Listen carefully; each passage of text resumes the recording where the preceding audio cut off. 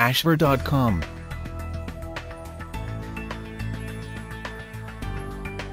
Hello, welcome to Ashver.com. You are watching an interesting video about Sprout Grain, a guide to sprouting grains at home.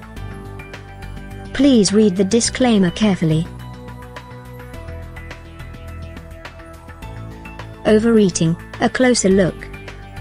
Overeating does more than just make you momentarily uncomfortable, and discomfort is only the first of a series of resulting problems. When you eat too much, stomach pain signals the distress of an organ packed so full that it physically distends, and may even push beyond its muscular wall. The liver dumps massive quantities of still toxic food into your intestines, creating waves of nausea. As a last attempt to restore balance, you may vomit or develop diarrhea, but the body can only do so much to fight the onslaught of food.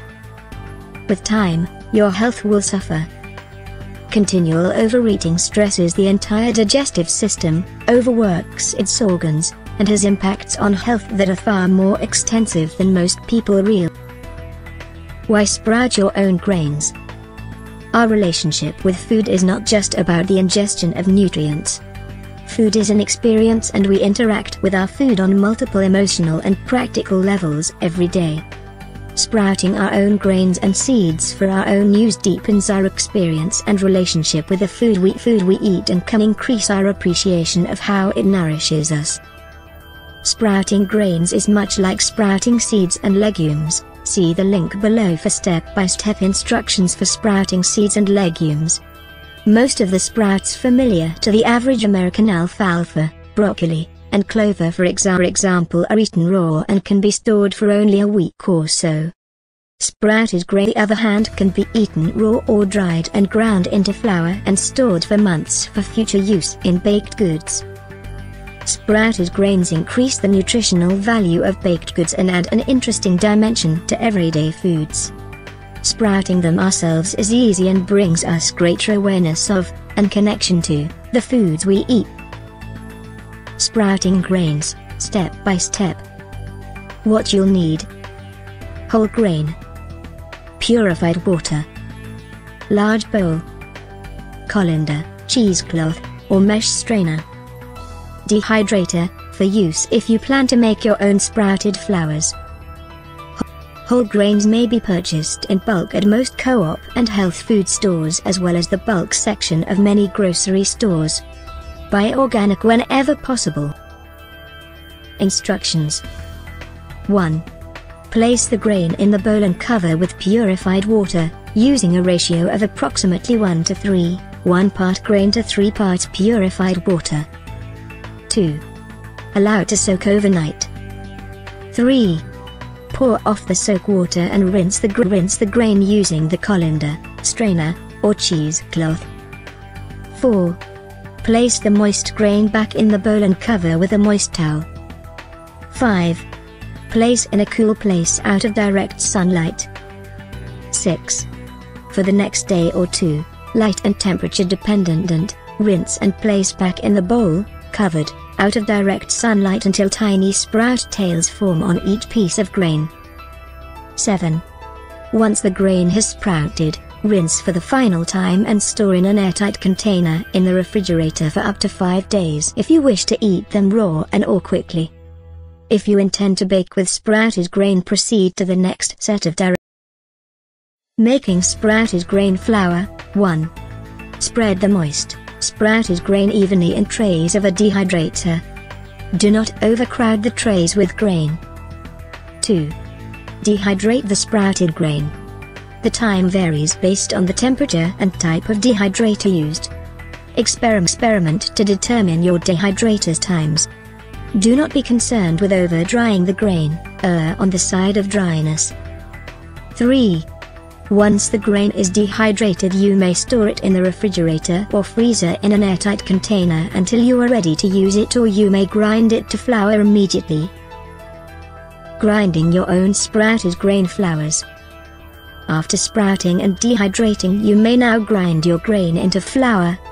Follow your grinder's instructions for grinding different types of flours.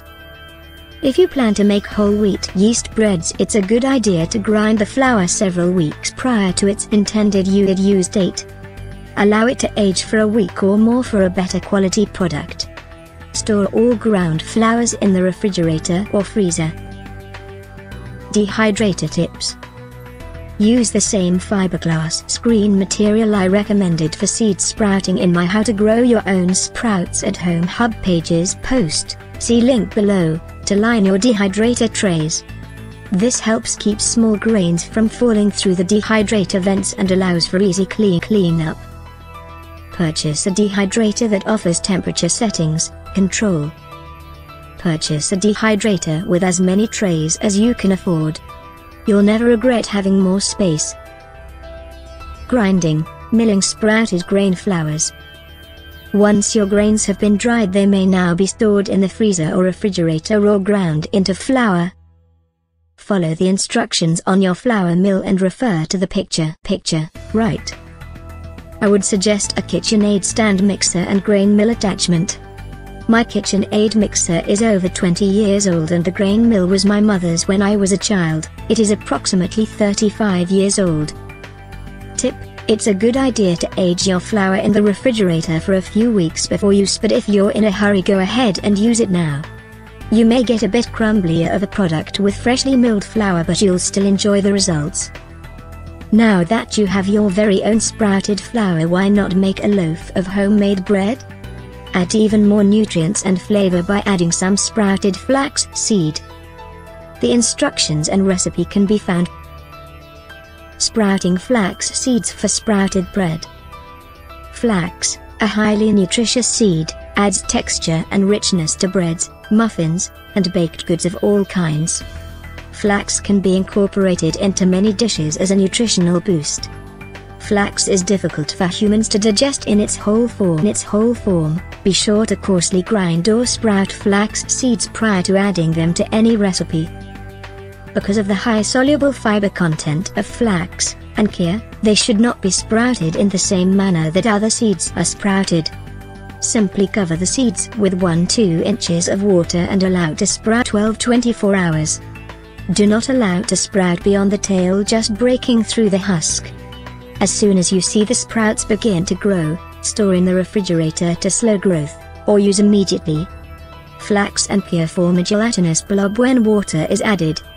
Simply store the gelatinous seeds in the fridge and add to smoothies and bread recipes as desired.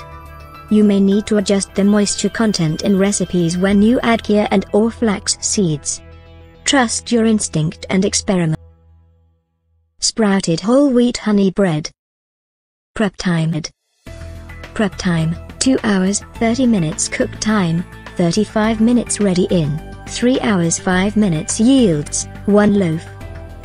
Ingredients: 2 cups sprouted wheat flour, 1 cup whole wheat flour, 1/4 teaspoon sea salt, 3 tablespoons sprouted flaxseed, fresh, 1 cup tepid water, approximately 115 degrees, 1/4 cup honey, 1 tablespoon rapid rise yeast. Instructions: mix flour, salt, and flax seeds in large mixing bowl.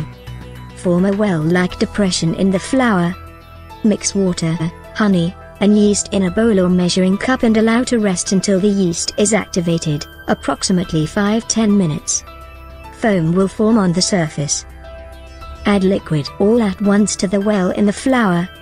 Using the kneading hook on the mixer, knead the bread until it forms a ball. Continue to knead the dough, adjusting with additional water or flour until a firm but pliable dough is achieved. Place the dough ball in a large, oiled, glass bowl. Cover with a damp cloth and place in a warm area for approximately 1 hour or until it has almost doubled in size. Punch the dough down.